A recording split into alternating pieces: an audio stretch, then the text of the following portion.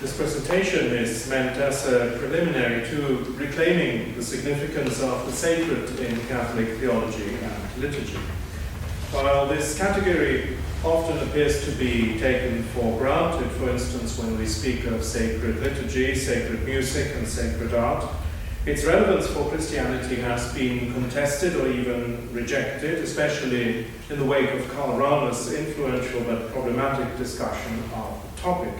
Hence, the theological foundations of the sacred in Christianity need to be revisited and, where necessary, reconstructed. Before attempting to do so, however, I propose to consider the contributions made by social anthropology and ritual studies to this complex question. There is, in the first place, a properly theological reason for this proposal. Following St. Thomas Aquinas' adage that grace does not destroy nature but perfects it, it will be evident that any understanding of ritual and sacrality in Catholic worship will rely on foundations that can be described as common characteristics of world religions. As will be seen, the theological arguments build on and respond to theories of myth, ritual, and religion that have been proposed since the age of the Enlightenment. The concerns of theologians can be illuminated against the background of this lively and intriguing field of research. There is a second reason for choosing this approach. The German philosopher Joseph Pieper has observed that the process identified as secularization of the Western world is not simply a de-Christianization. Rather, we witness a progressive decline of natural religiosity. Ideas, attitudes, and practices that formed a shared heritage of many of the world's religious traditions have lost their hold on the modern mind. The Christian faith cannot do without such a sense of the sacred, even if it significantly transforms and transcends it. If then this sensitivity is gradually weakened or even lost, there will be little for Christianity to build on. In Pieper's own words, the hand with which man is able to grasp what is authentically Christian threatens to wither. End of quote. In order to recognize how the proprium Christianum rests on this common foundation and at the same time distinguishes itself from it, we need to have an understanding of the anthropological categories of ritual and the sacred. This is not an easy undertaking because many complex and diverse theories have been proposed. As Catherine Bell notes, there is no simple evolution or advance in this field of research. Scholars use different methodologies that are sometimes complementary and sometimes in conflict with one another. Hardly any theory is completely original and autonomous. In fact, most of them build on earlier positions or are formulated in opposition. My own discussion will inevitably be eclectic, with the purpose of finding tools for analysis and interpretation. First, the sacred.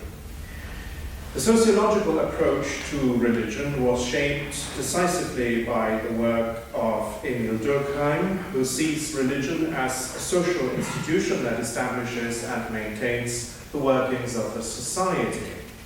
In his classic work on the elementary forms of religious life of 1912, Durkheim defines a religion as, quote, a unified system of beliefs and practices relative to sacred things, that is to say, things set apart and forbidden, beliefs and practices which unite into a single moral community called a church, all those who adhere to them, end of quote. The sacred is here defined as that which is set apart and cannot be approached or accessed in any ordinary way. Note that Durkheim sees a categorical difference and radical heterogeneity between sacred and profane. He writes, between the two there's no common measure. The separation between the two spheres is effected by ritual. However, this is not the only function of rites. They also have an important effect on the community by establishing identity and solidarity among those who practice them. Characteristically, Durkheim is interested in the social function of ritual, particularly in the way its participants are transformed and acquire a new status, which is most obvious in initiation rites. Durkheim's theory was criticized early on, both for the dubious empirical data on which it relied and for its Procrustean theory. What is significant for our interests, however, is his conceptualization of sacred and profane, which has had a lasting influence. Durkheim speaks of an abyss that separates the two worlds, and this idea has been taken up in different ways by Rudolf Otto and Mircea Eliade.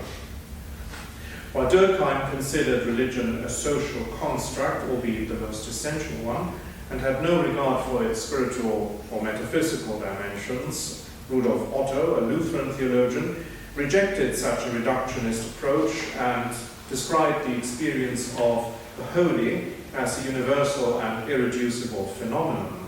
In his work, The Idea of the Holy of 1917, Otto develops a phenomenology of religion centered on the experience of the holy as something wholly other. The original German expression, das Heilige, also allows for the English rendering of the sacred.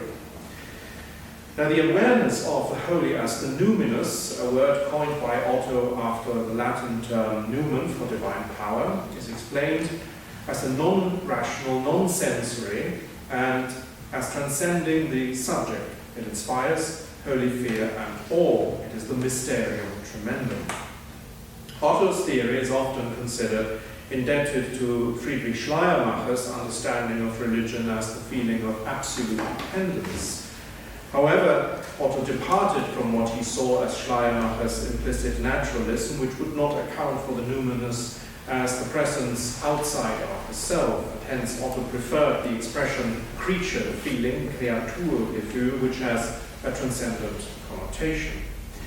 Otto focused on the individual and was not concerned really with ritual as such. He rather focused on the mystical experience of the holy, not only in Christianity but also in other religions. Similar to Otto in his phenomenological and anti-reductionist approach to religion, Mircea Eliade proposed a clear separation between sacred and profane. He defines the sacred as the opposite of the profane and as the manifestation of something of a wholly different order from ordinary reality. This manifestation of the sacred, the holy other, he calls hierophany. Eliade evokes Durkheim's abyss that divides the two modalities of experience, and in the course of his work analyzes how the homo religiosus of traditional societies experiences the sacred of space, time, nature, and self as a reality that establishes order in the world. Eliade's theory gives primacy to myth and symbols and relegates ritual to a secondary level. In Catherine Bell's reading of Eliade, myth and symbols provide a clearer and more spontaneous view of the various forms in which humans experience and express the sacred than is afforded by ritual. Myth expresses beliefs, symbols, and ideas as a primary manifestation of the sacred, whereas ritual is considered a reenactment of a cosmogonic event or story recounted in myth, such as New Year rituals of cosmic regeneration, and hence are a secondary expression of it. The importance of ritual in relation to the sacred was recognized by Arnold von Gennep, a critic of Durkheim and known for his work The Rites of Passage, 1909, in which he studied the rites that mark an individual's change of status in social life. Von Gennep identified a sequence of 3 stages in such rites of passage: separation, transition or liminality, and incorporation. This scheme works particularly well with initiation rites, but is also applied to, for instance, marriages and funerals. Von Gennep's functionalist method provides an important supplement and in some ways a correction to Durkheim's and Eliade's analysis of the sacred as a kind of absolute reality that manifests itself spontaneously in the world. Von Gennep considered the sacred a relative entity or quality that readily shifts in different situations and at different ritual stages. By speaking about the pivoting of the sacred, Van Gennep highlights ritual's active role in defining what is sacred. It does not simply react to the sacred as something already and for always fixed. Which leads me to ritual. Now, ritual is about symbolic performance and communication. It generally consists of prescribed actions that are carried out in a deliberate and stylized manner. Its use of language is highly formalized. The best definition of ritual I have found is that of Stanley J. Tambia, who writes, "Ritual is a culturally constructed system of symbolic communication. It is constituted of patterned and ordered sequences of words and acts, often expressed in multiple media, whose content and arrangement are characterized in varying degree by formality or conventionality, stereotypy or rigidity, condensation, fusion, and redundancy or repetition." End of quote. As a highly structured and ordered system of communication, ritual is often compared with play. However, Tambia insists that there is an important difference between them. Games, he writes, appear to have a destructive effect. They end in the establishment of a difference between the individual players or teams, where originally there was no indication of inequality. Ritual, by contrast, has the effect of establishing or confirming solidarity or communion between separate groups. What both ritual and play have in common is the fact that the end or purpose of them lies in themselves. Thereby, they effect a change or transformation in those who participate in them. As such, ritual is efficacious and acts by means of symbols. In a Christian context, the sacraments would be obvious examples of actions and words effecting a state that would not be present otherwise. For instance, in the symbolic act of pouring water 3 times over a person's head with the formula, "I baptize you in the name of the Father and of the Son and of the Holy Spirit."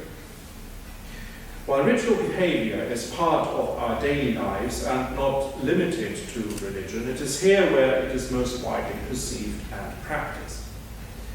In his highly influential work on the interpretation of cultures, Clifford Geertz describes religion as, quote, "first, a system of symbols which acts to, second, establish powerful and pervasive and long-lasting moods and motivations in men, by third, formulating conceptions of a general order of existence, and fourth, clothing these conceptions with such an aura of factuality that, fifth, the moods and motivations seem uniquely realistic." End quote. This dense description hinges on Geertz's understanding of symbol, for which he proposes a broad definition. He uses the term for, quote, "any object, act, event, quality, or relation which serves as a vehicle for a conception." End quote. The conception is the symbol's meaning. Thus, the cross, when spoken about, represented visually, or formed as a physical gesture, is a symbol. Geertz further describes symbols as tangible formulations of notions, abstractions from experience, fixed in perceptible forms, concrete embodiments of ideas, attitudes, judgments, longings, or beliefs. End quote. By means of such symbols, defined in a very broad way, a religion shapes and directs the dispositions, attitudes, ideas, and incentives of its adherents. As a system of symbols, religion articulates and communicates conceptions about the whole cosmos. In doing so, it proposes a model of reality as well as a model for reality. That is, it claims to represent things as they are, and to show how they should be. In other words, religion provides a world view and creates an ethos. For Geertz, interestingly, religion as a system of symbols does not simply reflect social structure in a Durkheimian way. However, it is not totally independent of it either. The symbolism relates to such human experiences as ignorance, pain, or injustice, and gives them meaning by integrating them into a cosmic order. In ritual, this general order of existence, the world as it is, and the ethos, the world as it should be, and what we should do about it, meet. The complex of symbols imbues, in the words of Geertz, the metaphysic they formulate and the style of life they recommend with persuasive authority. In fact, Geertz even speaks of a fusion between the two in ritual, the world as lived and the world as imagined, fused under the agency of a single set of symbolic forms, turns out to be the same world. End quote. Religious convictions emerge from such concrete acts of religious observance. It would seem that Geertz reformulates here the Christian principle lex orandi, lex credendi. The liturgy is an expression of and witness to belief. There is, however, a significant difference here that Geertz would not seem to account for, as the liturgist 8 in the Covenant observes. In the Christian understanding, rite forms and constitutes, but does not produce the lex credendi. The rite does not produce the faith. How then does ritual work? Granted that we accept this understanding of ritual, we may ask whether ritual is always successful in doing what it is meant to do. In other words, what does it take for it to work? A step towards answering this question is made by the exponent of ritual studies, Rappaport's distinction between indexical and canonical messages in ritual. In all rituals, participants transmit indexical or self-referential messages about their current states, which can be physical, psychological, or social. However, in some, though not in all rituals, the participants also transmit canonical messages about enduring aspects of nature, society, or cosmos. These messages are not variable but stable and transmitted by the formal and symbolical elements of the ritual. Rappaport adduces the example of the Roman liturgy. The order of Mass does not in itself express anything about the current states of those performing it. In fact, the canonical aspect in the Mass is so dominant that the indexical aspect, the self-referential aspect, appears trivial. And yet, Rappaport argues, quote, in all religious rituals there is transmitted an indexical message that cannot be transmitted in any other way, and far from being trivial, it is one without which canonical messages are without force, or may even seem nonsensical. End of quote. A working ritual would appear to depend on the integration of canonical and indexical messages. To take the example of the penitential rite of Mass. The confession of sins, with its ritual expression of lying down and beating one's breast, is a canonical element of the Mass. At the same time, the participants must be able to make this confession their own and hence turn it into an indexical message. If this does not happen, the ritual is emptied of its meaning. The complex of ritual gestures in the liturgy of the Mass, such as standing, kneeling, making the sign of the cross, and so on, are canonical messages that are meant to be appropriated by the worshippers as indexical. In liturgical celebrations, it is not only the stable parts, such as the order of Mass and the rites of baptism and of the other sacraments, that communicate canonical messages. The variable parts, which change with the seasons and feasts of the liturgical year, likewise do not necessarily tell us about the present states of those involved in them.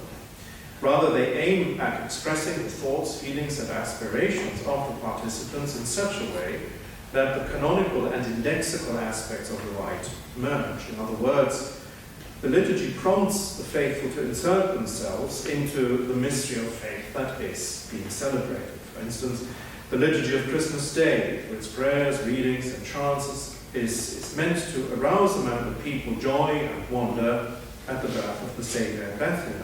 Or, to cite another example that strikes a chord with many worshippers even today, the austere ritual of Ash Wednesday, with blessings and the blessing and imposition of ashes, is meant to evoke a sense of conversion and penance.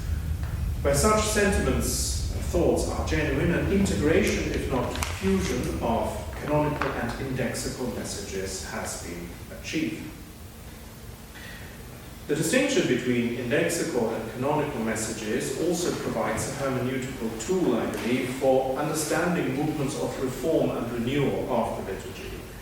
When the integration of canonical and indexical messages is no longer successful, or at least no longer perceived as such, there will be pressure for ritual change. And such pressure has now driven the history of the Roman liturgy for over a century. However, the question of ritual change is a delicate one and has been described by social anthropologists as a problem in itself. This is so because rituals present themselves as the unchanging, time-honored customs of an enduring community, and they derive their legitimacy from age and tradition. It is the stability that makes the rite, even when it allows for carefully integrated exceptions. Changes in ritual, especially when they are introduced in an abrupt way, impair the meaning of received symbols and convey the message that the observance was not so important after all. Even more, they can lead to an alienation from symbolism as such by suggesting its irrelevance. This can be illustrated with an example from the liturgical reform following the Second Vatican Council, the removal of the Eucharistic tabernacle from its central position at the high altar of the church to a peripheral place in the sanctuary or even to a side chapel. Now, from a historical perspective, the fixed high altar tabernacle is a relatively recent introduction. It emerged in the Italian Renaissance along with the type of church building that discarded the medieval system of partitions in order to create a unified interior space, the tabernacle properly as the focus. This idea was promoted in the Catholic reform of the 16th century, and so the tabernacle placed at the high altar became the focal point of Baroque sacred architecture and of popular piety. It is a well-known fact that there have been various forms of Eucharistic reservation before, and some of these forms were restored in the post-conciliar period. However, such a merely historical perspective falls short of the symbolic dimension of such a change in its given context. The high altar tabernacle presented itself as the immemorial custom of Western Catholicism. By moving the reserved Eucharist to a less prominent place in the church building, the message was conveyed that it has become less important for the worship and life of the people. The impression was given that the reserved sacrament was dethroned, as many observers in fact said, in particular where it was replaced by the priest's chair, in imitation of the bishop's seat in ancient Roman basilicas. Whatever the particular merits of this shift may be, a stable existing custom cannot simply be substituted without a loss of symbolic meaning. The delicate working of ritual was not sufficiently recognized in the liturgical reform following the Council, even where it was applied with the best intentions. And in fact, social anthropologists have commented on that, Mary Douglas, for instance. And indeed, Victor Turner, to whose work I would like to turn now. Turner was a noted anthropologist and committed Catholic who made not only significant contributions to ritual studies, but also engaged with liturgical scholarship. In particular, Turner saw in the traditional forms of the Roman Rite, various genres of non-verbal sensory elements, an example of what he calls living or authentic ritual. In it, he writes, what is usually left implicit or even suppressed in the flow of ordinary social life is revealed. The deepest meaning people have come to assign to key features of personal and social experience. Living ritual captures and preserves these meanings in symbolic form, elaborated into patterns which please as well